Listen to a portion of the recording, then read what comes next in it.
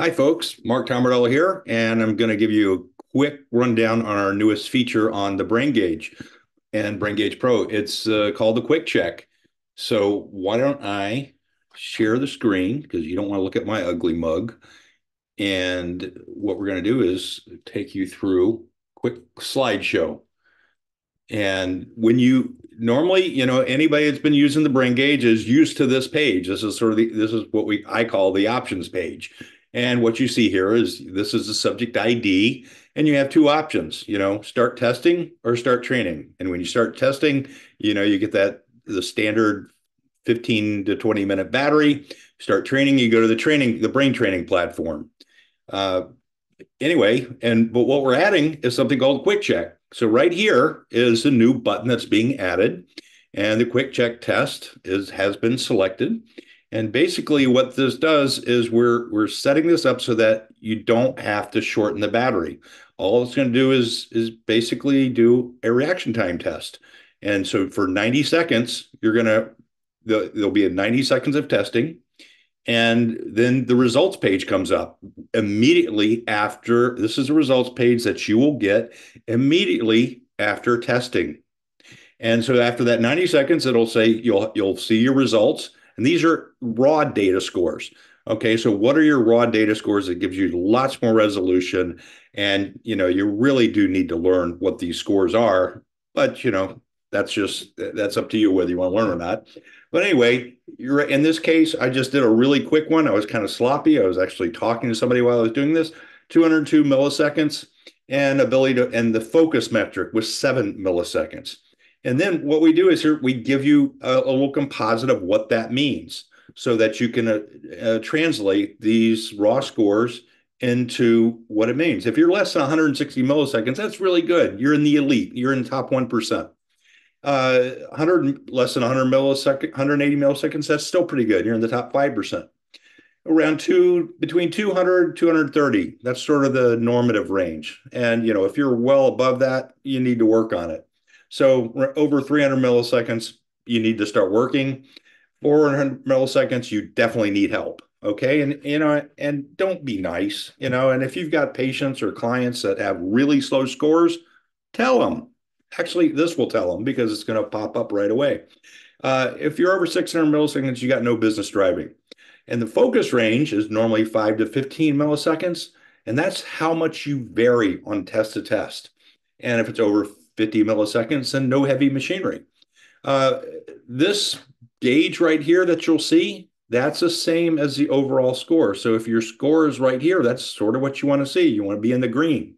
And this is computed from the reaction time and reaction time variability. Now, this little graph right here, this tracks your performance over that 90 seconds. Again, I was purposely being sloppy. So I got worse and then I got better. But, if somebody's getting better, if the overall trend is getting better, then that's good. If the trend is getting worse over that 90 seconds, and they weren't distracted, then that's a micro fatigue indication. Now, focus is really important score, and that I can't talk about it enough but basically you need to go watch some of the other videos. But reaction time, that comes from reaction time variability. In other words, the reaction time variability score can bounce around. And if your reaction time bounces around a lot, that means you're really inconsistent. So your reaction time variability will be higher. That means your ability to focus or attend is a lot worse. And reaction time variability is to reaction time. That heart rate variability is to heart rate. And, that's the big thing now. One other thing that's on this page, email for full results. So this is all explained on that, will be all explained on that results page, but we allow people to put their emails on there so that we can send them that. If you have patients or whoever's taking the test wants to say, hey, I want to sit here and stare at this for a while, then they just put in their email. They can stare at that PDF for a while. So now what happens with this data? This is what they see right after they test, or what you see right after your test. Well, it's going to fit in with your overall composite score. So it doesn't matter whether you did the quick check or whether you did these other others, whether you did the full battery. The quick check, again, it's basically the speed and the focus. And one thing, generally the speed and focus are really sensitive to a lot of things. This goes back 150 years.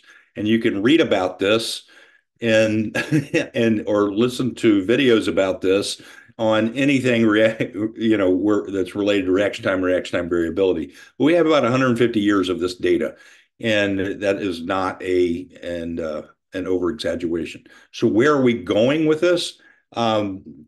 Basically, if you want to have questions, just contact me or set up a consult.